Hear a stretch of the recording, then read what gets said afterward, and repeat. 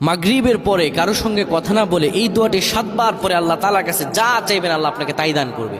অভাবে আছেন, ঋণগ্রস্ত আছেন, মাথায় টেনশন, ঋণের বোঝা, বাড়িতে থাকতে পারতেছেন না, আল্লাহ সব আপনার পেরেশানি দূর করে দেবে ইনশাআল্লাহ। যদি আপনি আমলটি করতে পারেন, আমল মানুষের জীবন বদলিয়ে দেয়, আমল মানুষের জীবনকে পরিবর্তন করে দেয়। আল্লাহ তাআলা আপনার সব দোয়া কবুল করে নেবেন ইনশাআল্লাহ।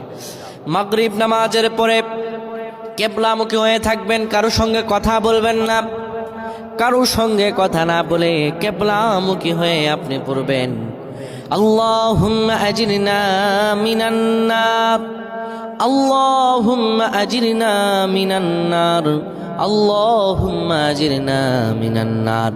যদি এটি আপনি মাগরিব নামাজের পরে কারো সঙ্গে কথা না বলে পড়ে 7 বার পরে দুটি হাত তুলে আল্লাহর কাছে দোয়া করেন, আল্লাহ জাহান্নামের আগুন থেকেও বাঁচাবেন এবং আল্লাহ আপনার সব দোয়াগুলো কবুল আর মঞ্জুর করে নেবেন। আল্লাহুম্মা আমিন।